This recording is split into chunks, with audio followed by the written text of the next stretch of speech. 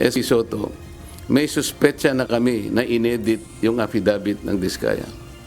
How can the Senate President say this? What is his basis for doing this? This is a serious charge. Sino po ang nag-edit? Ako po ba pinatutungkulan niya? Walang sino man sa mga senador ang pwedeng humusga sa nilalaman ng sworn statement o sinumpaang pahayag ng mga mag-asawang Pacifico at Cesar Diskaya. Ito ang binigyan diin ni Senate Deputy Minority Leader Rodante Marcoleta kasunod ng mga pahayag ni Senate President Vicente Tito Soto III na tila edited ang salaysay ng kontrobersyal na contractors. Ayon sa dating chairperson ng Senate Blue Ribbon Committee, tanging ang korte lamang ang maaaring magsabi o humatol kung totoo ang mga sinasabi ng mga Diskaya.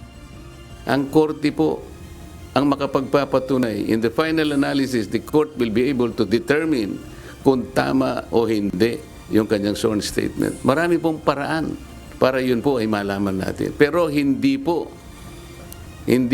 ang Blue Ribbon, kasi po ang Blue Ribbon, kung titignan po niyo yung tamang direksyon niya, in aid of legislation lang po ito eh.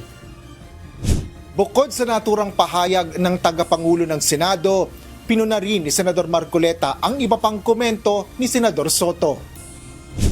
Sabi po ni Senate President Soto, there is no such thing as a rule, dapat abogado yun. Abogado ka nga, di ka naman magaling mag-imbestiga, di ba?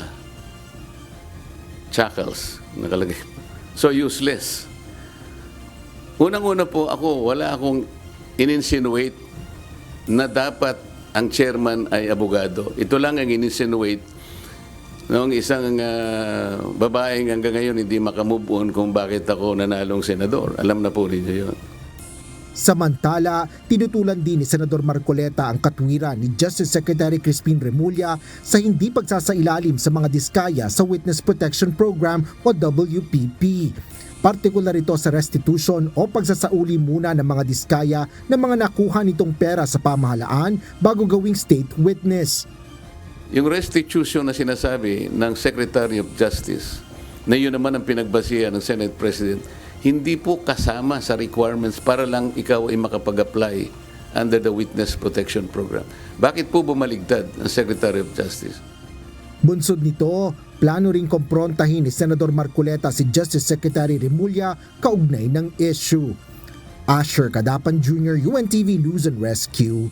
Diyos ang aming sandigan, serbisyo publiko ang aming pinahalagahan.